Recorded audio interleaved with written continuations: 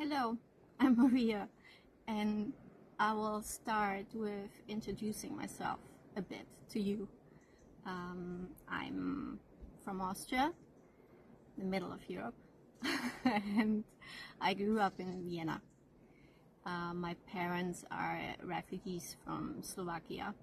My dad fled the communist regime to have a better life in Austria, and my mom wanted to join a monastery, but that wasn't possible in Slovakia, so she fled to Austria to join the Franciscan missionaries of Mother Mary.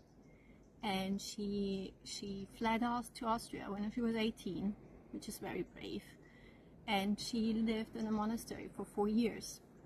But then she realized that she wanted to have a family, so she thought it's better to have a family and be a good wife and mother than a bad nun. So she dropped out of the monastery, and I'm really grateful she made the step to come to Austria, because that blessed me to grow up in Austria and not in a communist regime country that was Czechoslovakia back then. But it was a tough path because my parents never had a lot of money. I'm the firstborn child. I'm the only daughter. I have 3 little brothers, and I always took care of them. So I always said I had children already, which were my brothers, because I took care of them. That's why I never wanted to have children on my own. I had that already. It's done. So I have no children. Instead, I decided that I wanted to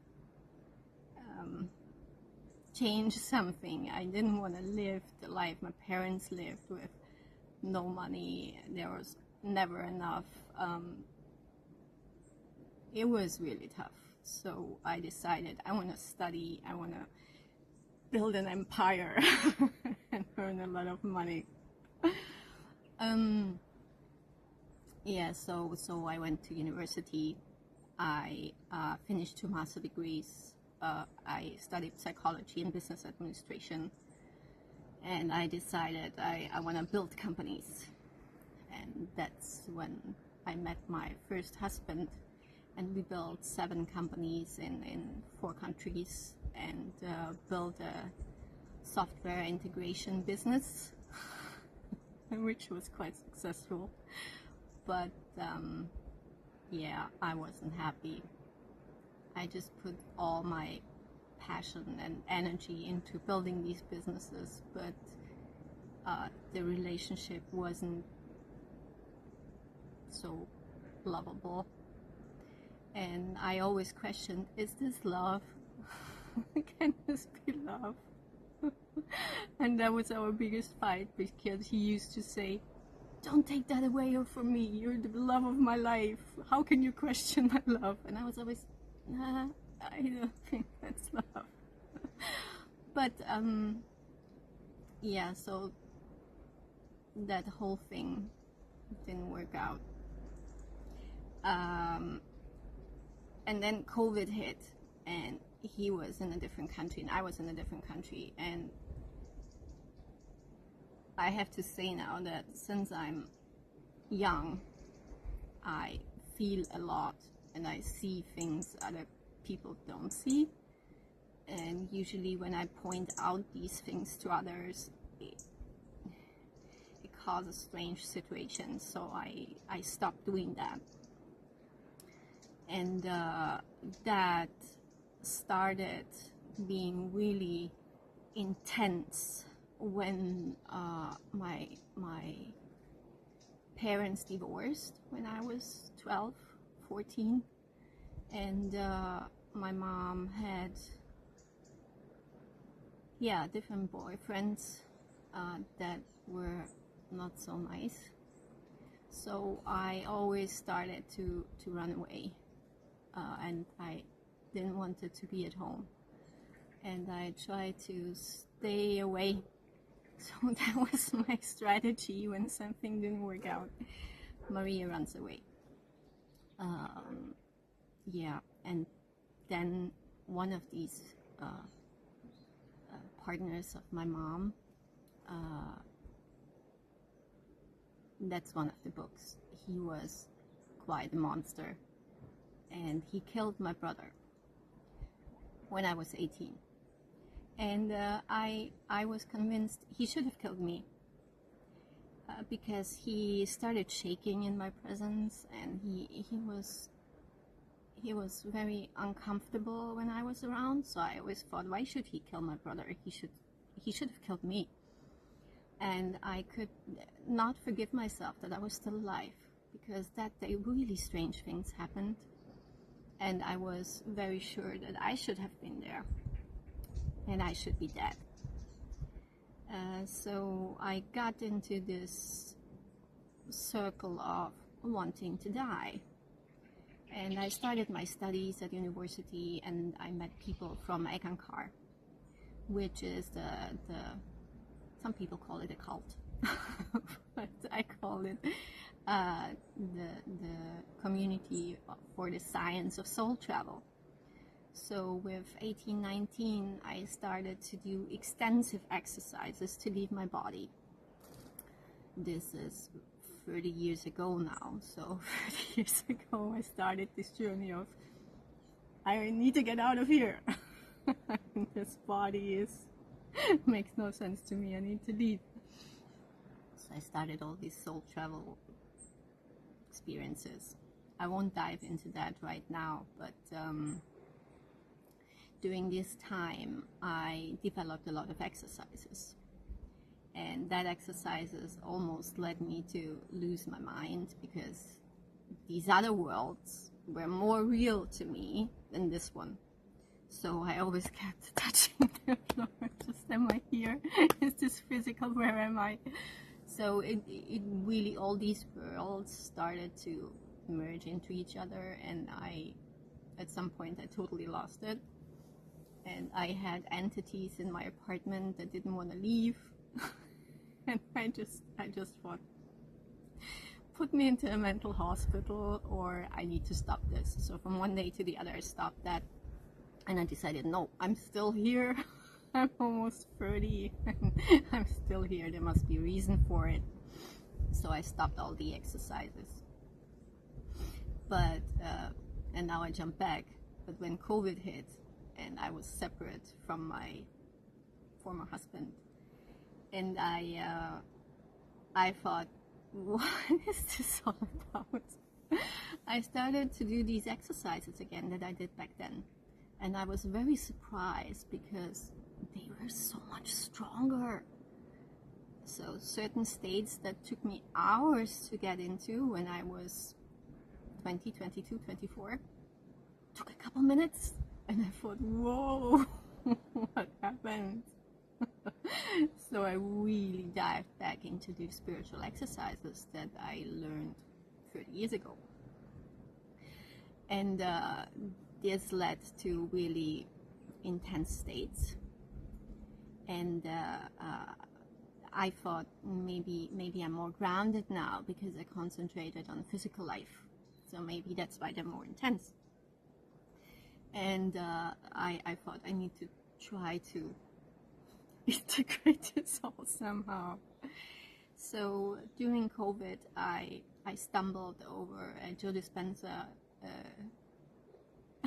meditation with gongs. I can't find it anymore. I don't know. It disappeared somehow. But I remember during one of these exercises, I was lying on the floor, and Joe Dispenza said, "Say yes to life. Let the life force flow through you, through your feet, blah, blah, blah." And something in me clicked. And I said, okay, let's try this. And I said yes to life. And I felt all this energy flowing through me. And I thought, whoa, what did I do? And all these life force energy started to flow through me, and it was orgasmic. And I started to have orgasms on the floor. And I thought, what did I do? And this went on, and it just went on, and it didn't stop anymore. and these flows started to flow through me. And they peaked in November 2021, on a Friday, the 13th of November 2021, in a Kundalini awakening. And I was working at my desk in the living room, and suddenly this fire started, and until I was in a fiery ball of fire, and it just was insane.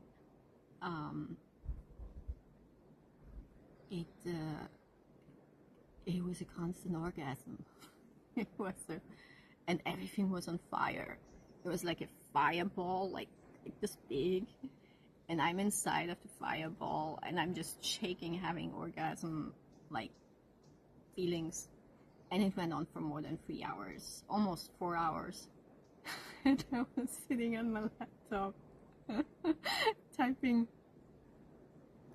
fire, orgasm, what to do. And I stumbled on definitions of Kundalini awakening, and I thought, okay, I'm having a Kundalini awakening. What to do? And some of the posts wrote that, okay, you have to treat fire with water. So I somehow made it to the bathroom and I put cold water on my head and calmed it down. But since then, I started to have these rushes all the time. And always when I tell these people, they say, oh, that's great, you're having orgasms. And no, this is not great at all. This is a huge problem. Because you're in the office, you're doing your VAT statement, you talk to your colleagues or employees. I was the boss. And suddenly I'm like,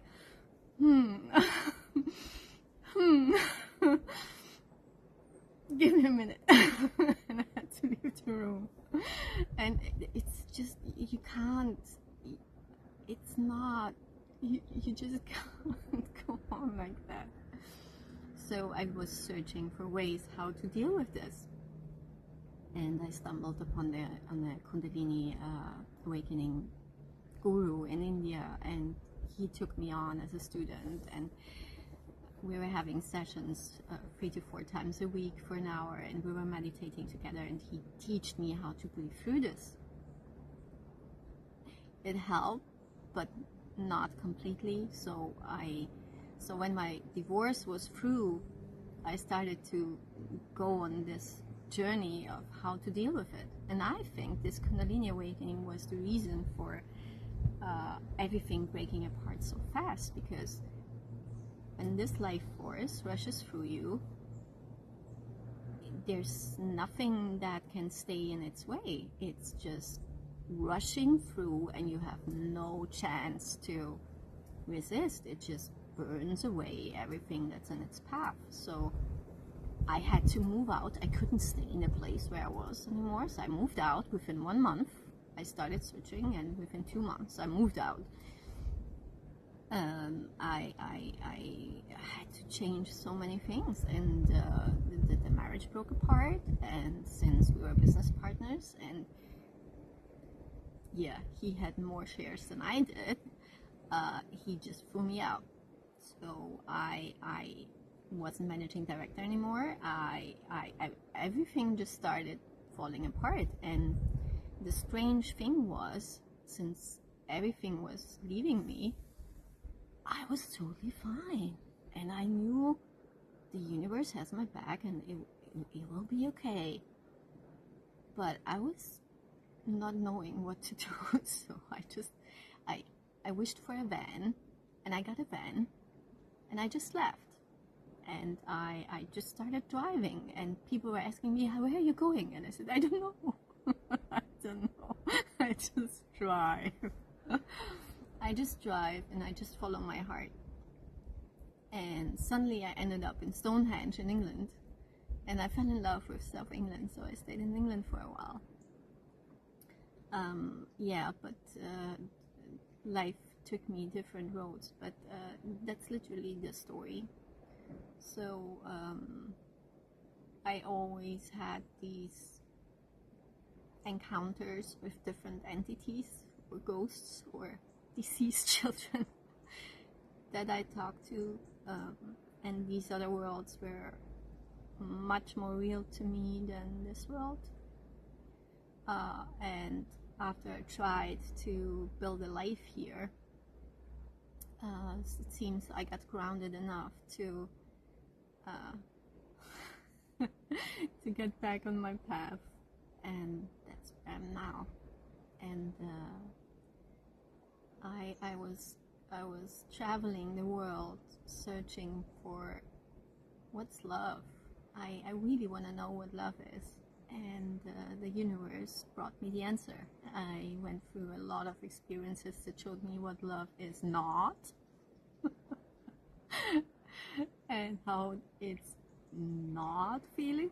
It seems I had to go through all the nots too until I found something that's real, and that's where I am right now, and I'm very happy about it.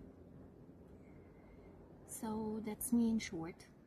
So all the companies are sold.